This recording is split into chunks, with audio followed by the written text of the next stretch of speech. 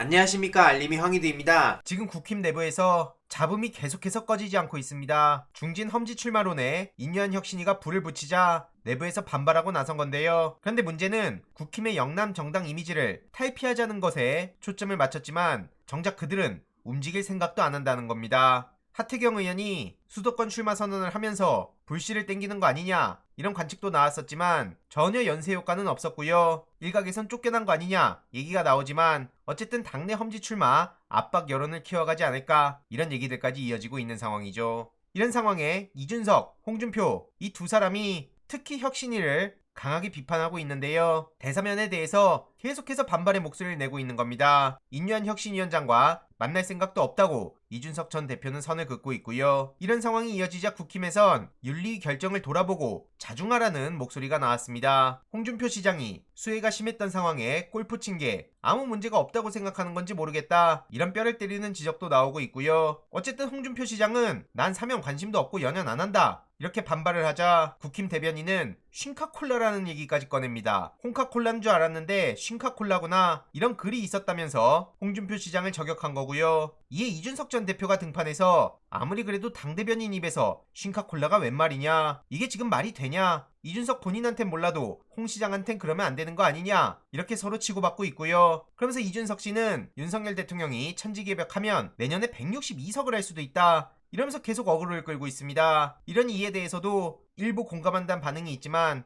자기들끼리 저게 뭐하는 거냐 라며 피로감만 커져가고 있다는 반응이 대부분입니다. 아무튼 이런 상황을 두고 장예찬 씨가 등판하는데요. 홍준표, 이준석 씨를 향해 수정할 때가 아니라 진심 어린 사과와 반성을 할 때 아니냐. 국민과 당원의 눈높이에 맞는 모습을 보여주길 바란다. 지금 거부하는 건 자존심 때문인 것 같은데 국민과 당을 위해 내려놔라. 이렇게 지적하기도 했고요. 결국 윤석열 대통령이 깽판을 치는 와중에 국힘 내부는 저렇게 분열되고 난리도 이런 난리가 없습니다. 특히 윤석열의 민생이랍시고 국제노동기구 조항에서 탈퇴해야 되는 거 아니냐 이런 얘기까지 나와서 발칵 뒤집히기도 했는데요. 한마디로 ILO 중대재해처벌법 여기에 부정적인 반응을 보이고 있는 겁니다. 총선을 앞두고 저런 얘기가 나오니 지금 제정신이냐 이런 반응들까지 이어지고 있는데요. 국힘 내부 반응은 어떨까요? 이런 복합적인 상황에 이재명 대표가 내일 윤석열 대통령을 만난다고 합니다. 단독 만남은 아니고요. 오부 요인과 여야 지도부 한담 자리에서 만난다고 하죠. 지금 경제 문제뿐만 아니라 R&D 예산 리스크, 수출 관련한 문제 등등 민생과 경제를 그대로 내팽개치고 대통령은 말 같지도 않은 소리만 내뱉고 있습니다. 그러다가 미래 성장을 견인할 R&D 예산까지 삭감한다고 해서 많은 국민들의 비판을 키운 상황이죠. 아무튼 영수회담 등 이재명 대표가 제안한 다른 형태의 회담은 안 하겠다는 얘기를 하고 있는 거고요. 그래서 전할 게 지금 민생과 경제 이슈뿐만 아니라 맹탕 연금 개혁안에 물가 관련한 대책은 도대체 언제 내놓느냐